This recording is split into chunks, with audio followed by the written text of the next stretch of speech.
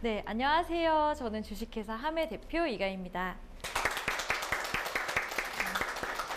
네, 저는 지금 책읽지라라는 그런 컨텐츠 크리에이터로 활동을 하고 있고요. 지난 시간에 이어서 미디어의 환경의 변화와 거기서 저희는 어떻게 컨텐츠를 만들 수 있을지 혹은 1인 크리에이터로 해나갈 수 있을지에 대해서 오늘 좀 더 자세히 얘기해 보려고 합니다. 네, 그래서 제가 오늘 잡은 주제는 마이크로 인플루언서가 되자입니다. 그래서 꼭 컨텐츠 크리에이터까지 아니셔도 여러분 모두가 마이크로 인플루언서가 됐으면 하는 그런 내용을 주제로 담았습니다. 먼저 1인 크리에이터들이 점점 많이 부상을 하고 있습니다. 가장 많은 구독자, 가장 많이 플레이된 사람이 누구일까요? 유튜브에서? 캐리 언니. 네, 맞아요. 원래 캐리 전에 가장 많이 재생됐던 영상이 뽀로로였다고 해요. 아이들은 계속 보여주면 또 보고 밥 먹을 때 엄마들이 시끄러우니까 이게 들려놓고 이렇잖아요. 그래서 아동들에 대한 영상물의 조회수가 월등히 높은데요. 그래서 캐리와 장난감 친구들 같은 경우는 그냥 한 회가 월에 발생하는 조회가 100에서 200만 정도라고 하는데 신님이 뷰티에서 1위거든요. 그러니까 뷰티보다도 정말 선너 배 큰 시장이라고 보실 수가 있습니다. 그래서 그렇기 때문에 캐리와 장난감 친구들은 원래 회사로 시작을 했잖아요. 거기에 속해 있던 크리에이터다 보니까 문제가 있었죠. 그래서 캐리라는 이름을 놔두고 지금은 이제 다시 나와서 하는데 제가 알기로는 지금은 조금 더 역전. 네, 실제로 원래 캐리는 다른 이제 이름으로 쓰고 있는데 그런 상황이 벌어질 정도로 재밌는 일들이 일어나고 있습니다. 그래서 1인 크리에이터들은 약 1만 명 정도가 국내에 있고 MCN이라는 기업이 있는데 거기에 소속된 게 5천 명의 친구들이 있어요. 그러니까 MCN이라면 멀티 채널 네트워크, 이 1인 크리에이터들의 기획사이고요. 우리 최근에 작년에 투자를 굉장히 많이 받으면서 소속사에 속한 친구들이 굉장히 많아요. 그래서 5천 명 정도가 소속이 돼 있고 이제 10만 명 이상의 구독자를 가진 유튜버들은 430명 정도가 됩니다.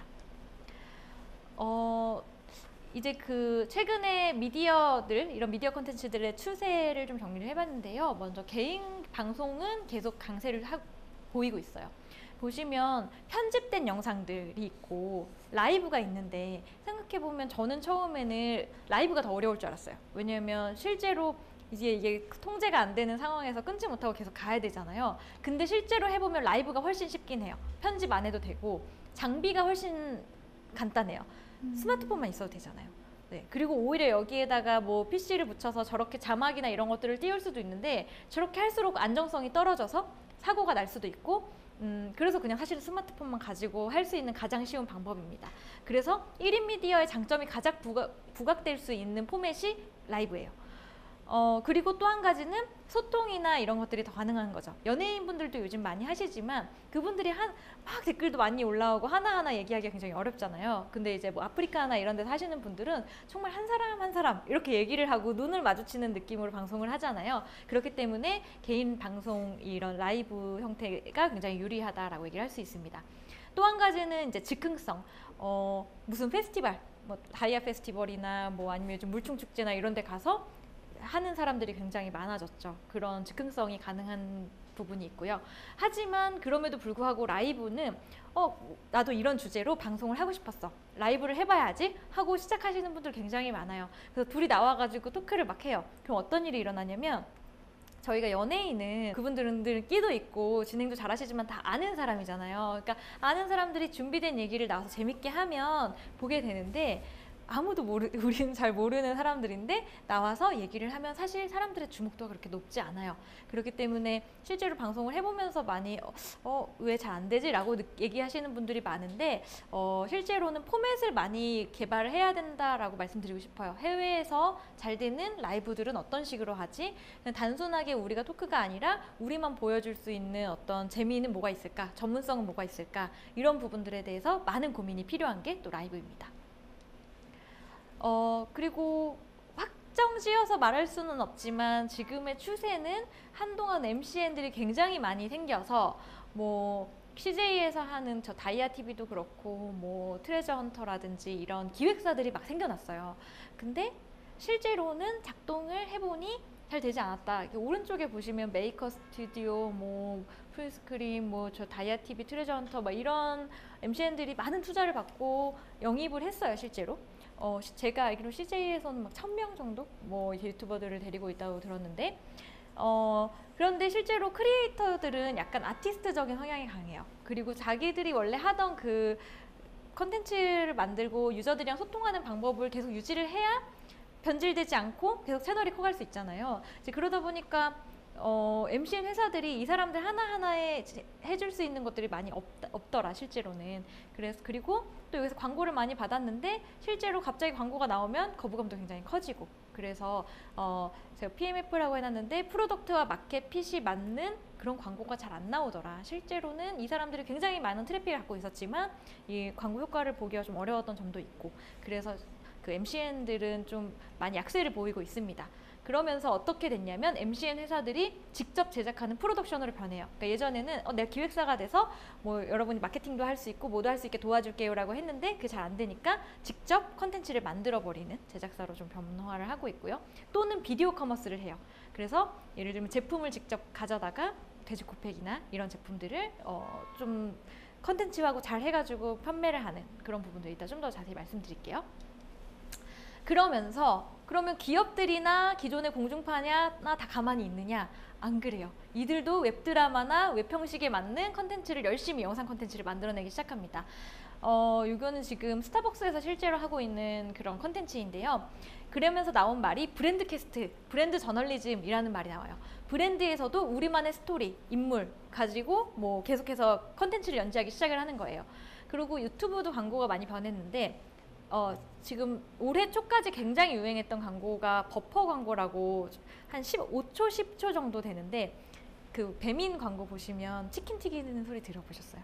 네, 치킨 튀기는 소리만 되게 막 먹고 싶게 자극적으로 만난다든지, 그 짧은 시간에 뭔가 사람들의 이목을 끌 수 있는 광고들, 혹은 뭐 G마켓에서 그 설현이랑 이렇게 막 춤추는 그런 광고들이라든지, 아니면 에피소드를 만들어서 계속 이야기를 풀어나간다든지, 그런 식으로 이미 브랜드도 미디어화 되고 있다. 그래서 웹드라마 같은 것들을 통해서 제품과 함께 메시지를 전달하는 방향으로, 예전같이 단순한 광고가 아니라 컨텐츠인지 광고인지 모를 정도로 그렇게 변화하고 있는 게 기업들이 미디어화되고 있는 것입니다.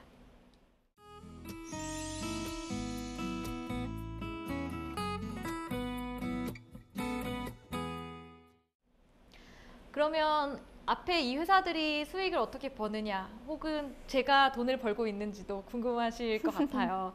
네, 크게는 한 2가지 정도의 방법인 것 같아요. 네이티브 애드랑 브랜디드 컨텐츠는 뭐 약간의 차이는 있는데, 이제 이거는 지금 브랜디드 컨텐츠인데 많이 보셨죠? 딩고에서 뭐 베스트 5, 뭐 아니면 어디 여행 갔을 때 뭐 이것들이 좀 브랜디드 컨텐츠라고 볼 수 있어요. 그러니까 광고인지 컨텐츠인지 모르게.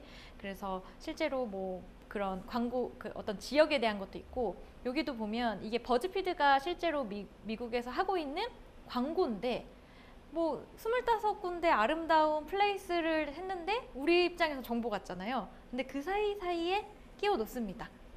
광고를 하고 싶은 지역을. 그게 이제 실제로 광고로 작동을 하는 브랜디드 컨텐츠라고 보시면 되고요. 또 72초 TV도 굉장히 많이 하죠. 저거 같은 경우는 저 TNGT의 박보검이 같이 나와서 뭐 그 나는 오늘 옷을 한 벌 샀다, 약간 그거 자체를 컨텐츠로 만들어버리고 스토리로 만들어버리는, 그리고 뭐 72초와 중고나라 뭐 이런 식으로 뭐 녹이는 것들이 굉장히 많고요. 네, 실제로 저도 광고를 하고 있습니다. 그래서 이제 도서 쪽이 이런 브랜디드 컨텐츠를 만들기가 굉장히 좋은, 왜냐면 사실 책이라는 건 컨텐츠이고 이야기니까 그걸 잘 소개하는 게 또 굉장히 브랜디드 컨텐츠가 만들어지기 쉬운 곳이에요. 그래서 좀 그렇게 하고 있는 많은 또 컨텐츠 사업자들이 있어요.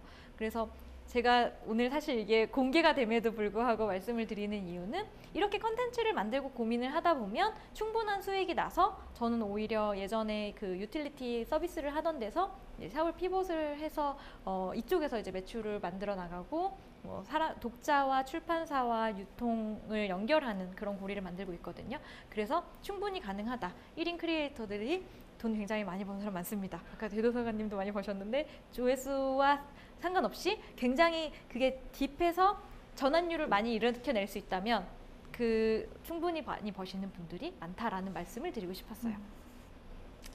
그리고 한 가지는 이제 커머스인데요. 많이 저거 보셨을 거예요. 페이스북에서 예전에 더럽게 돌아다니는 사진들. 돼지 코팩이 가장 커머스의 대표적인 사례입니다. 그래서 되게 더러운 코팩하는 영상 같은 건데 계속 보게 되고 조회도 굉장히 많이 되고 그러면서 판매까지 많이 됐던. 그래서 실제로는 뭐 요즘 여기 있는 이제 블랭크 TV가 하는 블랙몬스터라는 건데 이런 것들 잘 보시면 여자분들 타임라인에는 잘생긴 남자가 나오는 컨텐츠들이 많을 거예요. 남자분들 타임라인에는 예쁜 여자가 나오는 컨텐츠가 많을 거예요. 노려보셨는데 네, 그런 식으로 뭐 남자한테 얘 향수를 뿌려줘봤다 하면서 여자의 반응, 그러면서 향수를 파는 그런 컨텐츠들 한 번씩 보셨을 거예요. 그래서 최근에는 직접 구매까지 연결시키는 커머스로 가는 것들이 굉장히 많다. 그리고 뭐 예를 들면 오늘 뭐 먹지나 이런 먹는 거 브랜드도 많이 보셨죠. 요즘 그런 데서 하는 게 가게를 내요. 프랜차이즈 가게를 내서 맛있는 막 치즈 먹는 거 보면은 치즈가 가장 잘 통하니까 치즈 들어간 거 엄청 많이 나오잖아요. 네, 그런 가게를 내서 구매 전환까지 이제 유도를 하는 게 커머스다라고 보시면 되겠습니다. 네, 그래서 여기까지가 좀 1인 미디어 컨텐츠 크리에이터들의 얘기였고요. 마이크로 인플루언서는 조금 다른 결의 얘기예요. 이거는 제가 실제로 제 책익질화 영상을 3군데 다른 곳에 올려본 건데요. 저는 페이스북 맨 위에가 팔로워 숫자예요. 저는 2만, 그 다음에 어떤 페이지는 30만, 어떤 페이지는 160만 팔로워가 있어요. 밑에는 조회수예요. 4.9만, 7만, 4.9만. 그러니까 페이스북 팔로워의 크기, 페이지의 크기하고 이제는 상관이 없어요. 그러니까 저를 팔로우하고 계시는, 책익질화를 팔로우하고 계시는 분들은 여기에서는 이 친구가 이런 내용의 형태로 계속 콘텐츠를 소개하겠지라고 기대하는 바가 명확하고 제가 콘텐츠를 소개하면 더 플레이하고 공유하는 확률도 더 높고 저와 소통하는 관계를 형성하는 게 굉장히 높은 거죠.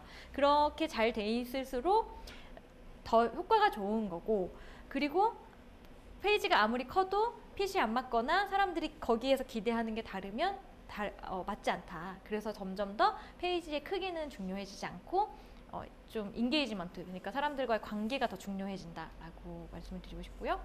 그러다 보면 그 끝에는 오히려 사람이 있어요.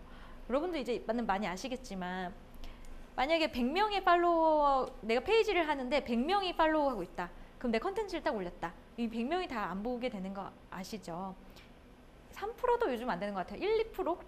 100명이 나를 팔로우하고 있으면 한두 명한테 컨텐츠가 보여지거든요. 근데 페이스북은 이런 페이지들보다도 사람과 사람 간의 관계를 더 중요하게 생각하는 플랫폼이에요. 그래서 실제로는 1000명 이상의 방문자를 갖고 있는 블로거들이나 이제 페이스북 팔로워가 3000에서 5000명 되는 개인분들이 요즘은 많거든요. 이분들의 영향력이 훨씬 크다. 그리고 노출이나 도달도 훨씬 잘 된다. 라는 거고요. 그러면서 이제 이런 분들은 보통 어떤 분야의 오피니언 리더들이 많다라는 부분입니다. 그래서 보면 실제로 구글에서 얘기하는 게 요즘은 지모트라고 실제로 구매하기 전에 이미 의사결정이 다 끝난다는 거예요. 구매하러 가서 내가 이렇게 보는 게 아니라 페이스북이나 이런 데 통해서 정보 다 얻고 이미 의사결정 한 다음에 구매를 한다라는 거기 때문에 이제는 내 친구가 타임라인에 올렸는데, 아니면 우리 교수님이 올렸는데, 아니면 알쓸 신잡에 나오는 정재승 박사님이 뭐를 올렸는데 이게 좋대, 이런 게 더 중요해진다라는 게 마이크로 인플루언서가 이제 더 영향력이 커지게 된 배경이에요. 그래서 여러분들이 그런 어떤 컨텐츠를 해보고 나도 페이지를 운영해볼래, 혹은 마이크로 인플루언서가 돼서 뭔가를 해볼래 라고 한다면 3가지 방법이 있습니다. 돈을 많이 쓰면 돼요. 네, 요즘 큰 페이지들이 한 달에 페이스북에 지불하는 광고비가 적어도 1억씩 돼요. 네, 그 정도로 굉장한 돈을 쓰는데, 돈을 많이 쓰는 것도 물론 유효한 방법입니다. 퍼포먼스 마케팅이라고 하고요. 그렇지 않으면 많은 사람이 공감할 수 있는 컨텐츠를 해도 좋습니다. 예를 들면 감동적인 거, 아이가 나오는 거, 개가 나오는 거, 연애 이야기, 이런 것들은 굉장히 많은 사람들의 공감을 얻잖아요. 그것도 아니면 특정 어디언스가 열광할 수 있는, 한화 팬만 느낄 수 있는 그런 슬픔 이런 것들을 굉장히 타겟을 좁게 해서 얘기를 한다면 그게 더 멀리 가고 효과가 있을 수 있다라는 게 매우 중요합니다.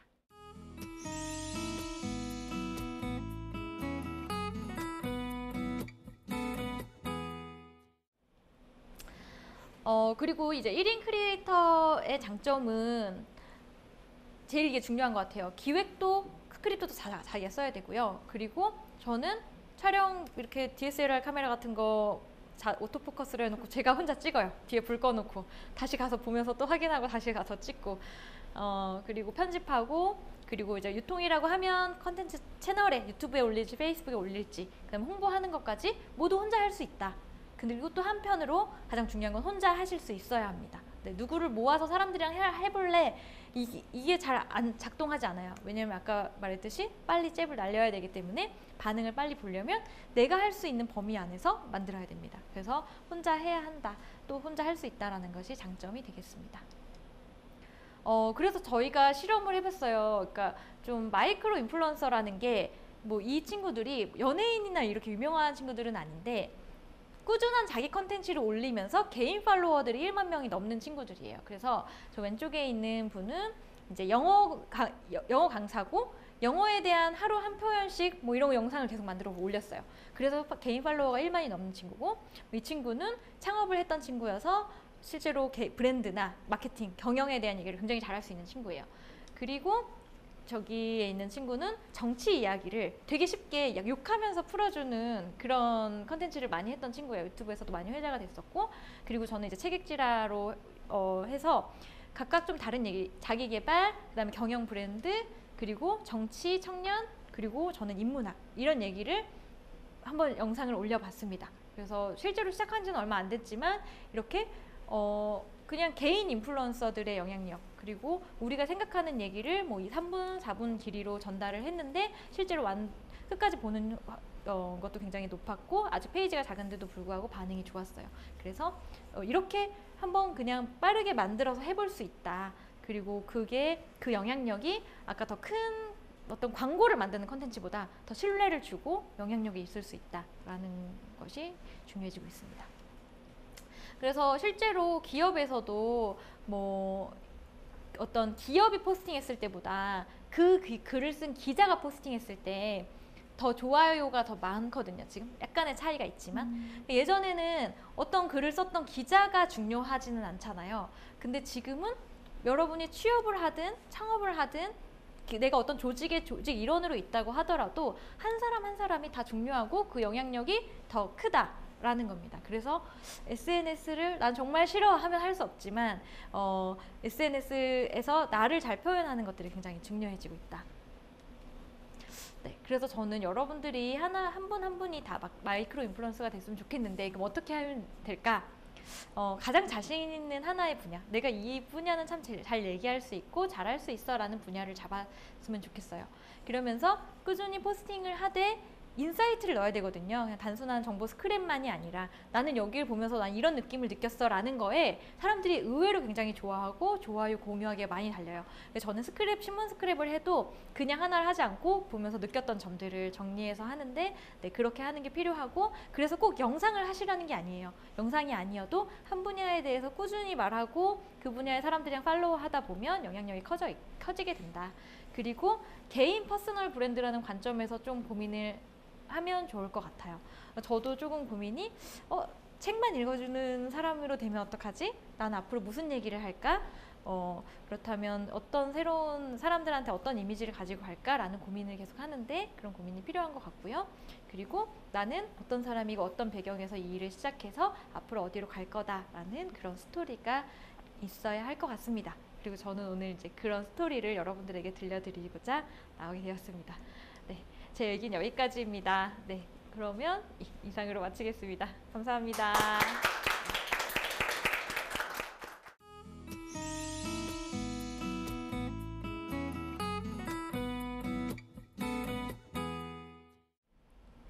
네, 이번 시간에는 마이크로 인플루언서에 대한 이야기를 해주셨는데 저는 좀 이 크리에이터랑 마이크로 인플루언서가 뭐가 다른 점인지 좀 궁금하더라고요. 네, 조금 더 직업으로 얘기할 수 있는 건 1인 크리에이터인 것 같아요. 그리고 주로 영상물을 다루고 컨텐츠를 만드는 걸 업으로 한다라고 하면 1인 크리에이터라고 볼 수 있고요.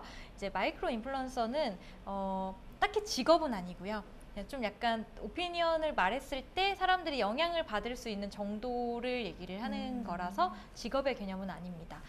그런데 이 두 가지가 보는 사람들 입장에선 비슷하거든요. 네. 유저들 입장에서는 저 사람이 말하는 게 신뢰를 주고 내가 뭔가를 뭐 의사결정하는 데 영향을 준다라고 하는 의미에서 제가 두 가지를 같이 언급한 거고요. 마이크로 인플루언서 같은 경우는 그냥 개인인데 이 사람이 말하는 거를 여러 사람들이 듣고 신뢰하고 있는 그런 오피니언 리더들을 네, 얘기한다고 할 수 있습니다. 그럼 좀 나중에 크리에이터가 되고 싶은 사람들이 마이크로 인플루언서로 시작을 해서 이렇게 발전하는 경우도 있을 것 같아요. 네. 네. 꼭 그렇게 연속은 아닐 수도 있을 것 같아요. 왜냐면 마이크로 인플루언서는 저는 가급적 뭐 이렇게 취업을 고민하는 분들이나 실제로 일을 하시면서도 누구나 좀 마이크로 인플루언서가 돼야겠다라는 생각을 해볼 수 있는 것 같아요. 내가 업이 아니더라도 내가 좋아하는 관심사에 대해서 꾸준히 포스트하고 사람들하고 소통하면서 내 말이 영향력을 줄 수 있다면 그게 또 하나의 힘이거든요. 그런데 1인 컨텐츠 크리에이터가 된다는 거는 이걸 하다가 잘 될 수도 있지만 조금 더 업으로서 시장을 이해하고 문제를 해결하는 측면에서는 네, 조금 더 적극적인 네, 관점이 필요한 것 같습니다. 아무래도 좀 크리에이터로서 계속해서 이어나가기 위해서는 수익에 대한 이야기가 나오지 않을 수 없는데 네. 돈을 많이 벌 수 있다라고 하셨어요. 좀 구체적으로 수익을 어떻게 낼 수 있는지 그 구조가 좀 궁금하더라고요. 네. 지금 이제 영상이나 이런 콘텐츠로 돈을 버는 방법은 두 가지인 것 같아요. 그래서 첫 번째는 이제 네이티브 애드라고 영상 속에 제품이나 서비스를 자연스럽게 녹여서 네, 하는 부분이 있는데요. 제가 있는 도서시장 같은 경우는 그게 조금 더 편한. 왜냐면 제품이 곧 스토리고 네. 그게 컨텐츠가 되는데 너무 이제 자연스러우니까 그런 것들이 가능하고요. 이런 시장이 또 도서 외에도 교육 시장이라든지 아니면 그런 것들도 많아요. 정부에서 하는 정책이나 뭐 이런 이제 홍보를 하는 부분들도 굉장히 많이 필요로 하고 있고요. 또 기업에서 어떤 캠페인이나 뭐 이런 것들을 홍보하려는 니즈도 점점 커지고 있어요.